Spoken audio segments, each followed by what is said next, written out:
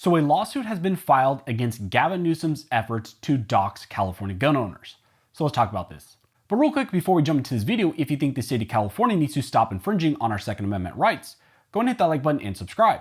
Also, I want to thank one of the main supporters of this channel, which is USCCA. Through your membership, you get training, education, and self-defense liability protection. So if you carry a firearm, I highly recommend you take a look into USCCA, and I'll put a link to them down in the details section.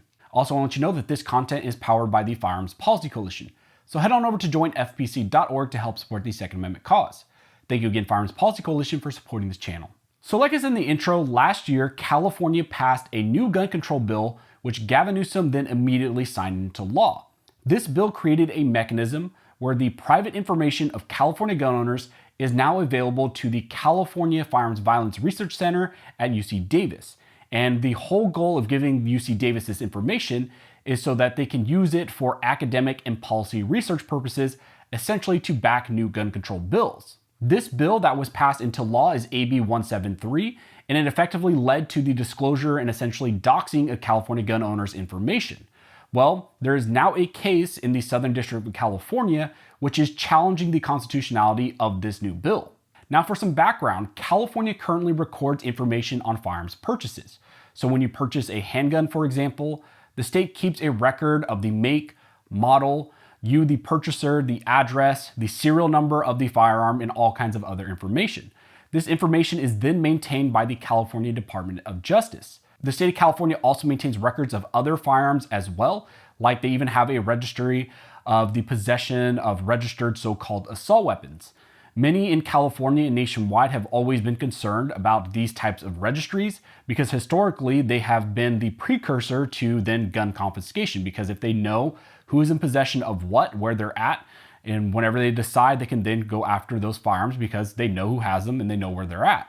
Well, AB 173 makes the registry information, including your name, address, place of birth, telephone number, occupation, gender, make, model, serial number, and much more available to anti-gunners for research that then can be used for more gun control bills. Now, not only will the information be available to the UC Davis researchers, but the bill also states that at the department's discretion, information collected pursuant to this section may be provided to any other nonprofit, bona fide research institution accredited by the United States Department of Education or the Council for Higher Education accreditation for the study of the prevention of violence.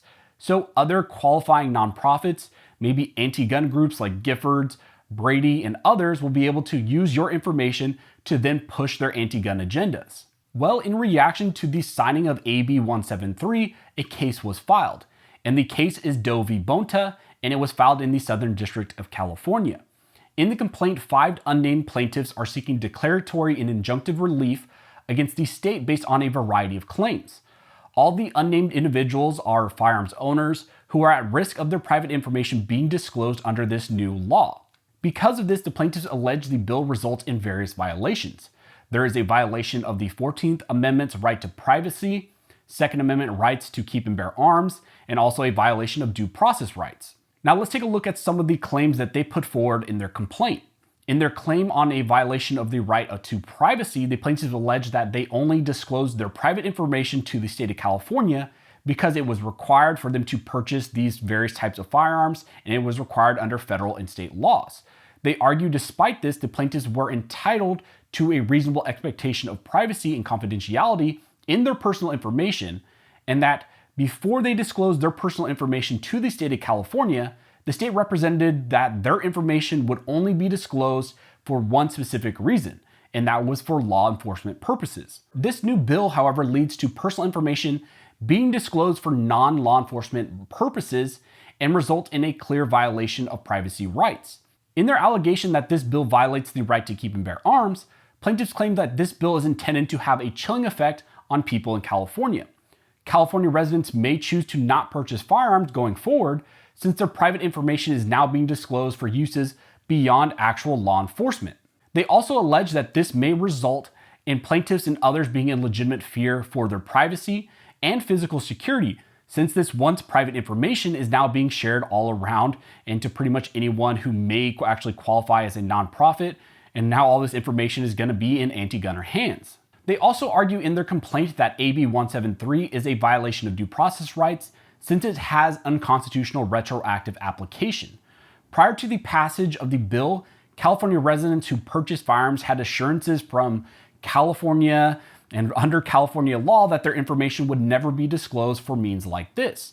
Well, now after the passage of AB 173, the state is saying we can go back on what we said prior. We can use all this information that was gathered under these old laws and disclose them to whoever we feel qualifies under this bill. The plaintiffs argued that due process protects against retroactive legislation that is arbitrary or irrational, and that even an adequate justification for prospective legislation is still insufficient to satisfy due process for retroactive legislation. So those are some of the main arguments made in this lawsuit against this state.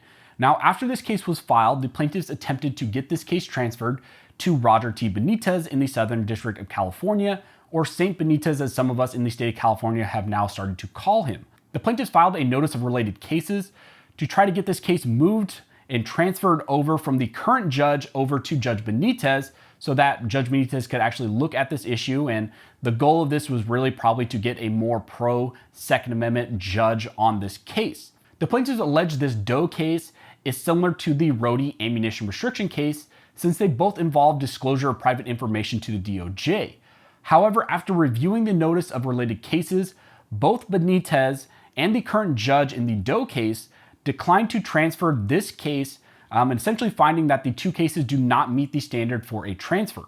So this is an interesting case that we will definitely be keeping our eyes on, especially since it involves the disclosure of our private information to those organizations that will likely try to use it to pass more gun control laws in the state. Now, if you guys have any questions, go ahead and comment down below and I'll try to answer to the best of my ability. Also, if you like this video and like support the channel, one of the best ways to do that is to like, comment, and subscribe. All these things help to fuel the algorithm or fuel Al Gore's rhythm. It adds fuel to his jet and it signals to YouTube that you guys see value in these videos and in this type of 2A news. Thank you again to everybody who likes, comments, subscribes, who hits the notification bell, who shares these videos. You guys are directly impacting these videos, impacting this channel, and helping me to reach more people than I could have ever thought. Again, the growth of this channel, the views this video gets, it's all because of you guys, and I cannot thank you enough for all of your support. Also, I just want to put in your mind again that the Gundies are currently open for voting. I've been nominated in 2 different categories: Breakout Creator of the Year and Top 2A Voices. I actually think I have a shot to maybe win the Breakout Creator. So if you want to vote for me, I put links down the details section, also in the comment section. For you to vote for me, you get 15 votes a day. And also when you vote, you're entered into a raffle to maybe win a free trip out to the Gundies event where you can shoot a lot of guns, drive some tanks, you can go on a safari, and also just hang out with people like me and other kind of gun content creators. So it's a really good time. And if you guys actually want to vote for me, you can do that using the links down below. Regardless, thank you all for watching. Don't forget to like and subscribe. And never forget, this nation was built by armed scholars. This nation will be maintained by armed scholars.